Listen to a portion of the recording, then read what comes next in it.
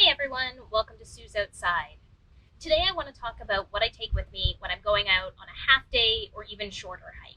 These are all the things I throw in my bag when I've just headed out to the trails that are near my house. I want to go for a 1, maybe 2 hour hike. And if you're a beginner hiker, hopefully this video will help you find all of the things that you need to get started without having to go out and spend a bunch of money on new gear, because most of this stuff is stuff you already have sitting around the house.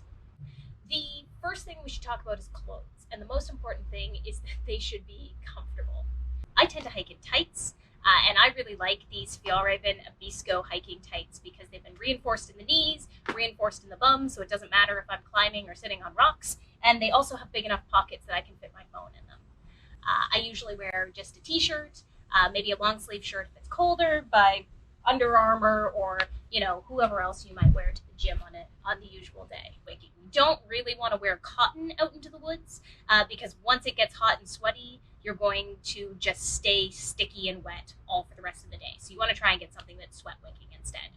For short hikes, I usually just go out in my trail runners. The important thing is that they're lightweight and they're grippy and they're comfortable.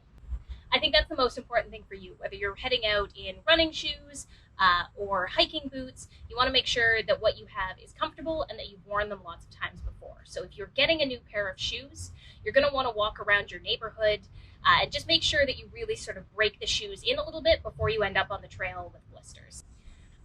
I also really like having comfortable socks, and so I have these Smart Wool hiking socks that are really padded in the toe and the heel, and pretty much indestructible, which is great because I am super duper hard on my socks usually.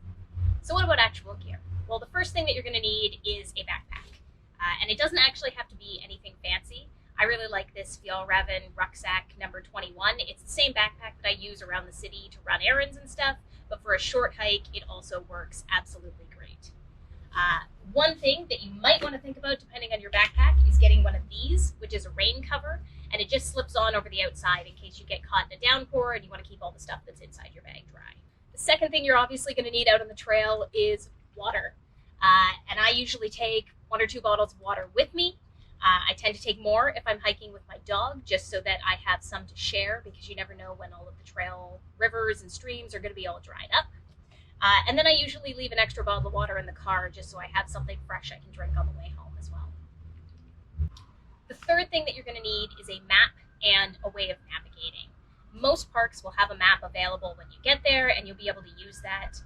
If you're hiking in a park that has a lot of different trails, you want to make sure that you know exactly which color of paint or trail markers that you're following, so you don't accidentally end up on a longer trail than you think you are. The good thing is that a lot of trails, especially the short popular day hikes, are actually on the All Trails app. So I will take my phone with the map preloaded for the trail, and that way with the GPS I'll always know where I am. That works even once you've got the map downloaded, once you're out of cell phone signal, which is really fantastic. And you want to make sure you start the day with a fully charged cell phone, because otherwise that's how bad things happen. The fourth thing that you're going to need is sunscreen and bug spray. Both important. It should pretty much be obvious why. Especially where I live in Eastern Ontario, we have mosquitoes, black flies, and deer flies all summer, and so you are going to notice pretty quick if you manage to leave without taking this one with you. The fifth thing that you're going to want to take with you is an extra layer, and that's true even in the summer when it's hot out, because once you get warm and sweaty on the trail and get to the top of the mountain with the beautiful lookout, you're going to find that the wind is picked up and it's actually pretty chilly anyways. So even in the summer, I take something like this, which is a light waterproof windbreaker that just keeps me covered just in case. And in colder weather, I definitely take a rain jacket with me, as well as something that's warmer, like a polar fleece or one of these puffy jackets. They weigh almost nothing and they're good for all sorts of temperatures, so they're really, really convenient. The sixth thing you want to take with you is food. Now, when I'm out on a short hike, just 1 or 2 hours, I don't honestly usually eat, but I do usually take a Cliff Bar or something with me, just in case I get stuck on the trail longer than I think I am going to be. It's always nice to have something to snack on. The seventh thing you're going to want is a first aid kit. Now, my first aid kit is pretty hefty because I'm a huge klutz, and so I have a lot of things in here. At a minimum, you're going to want to have some wipes to clean off any cuts and scrapes, some Band-Aids, some painkillers, and some antihistamines in case you end up getting stung by an insect or something like that.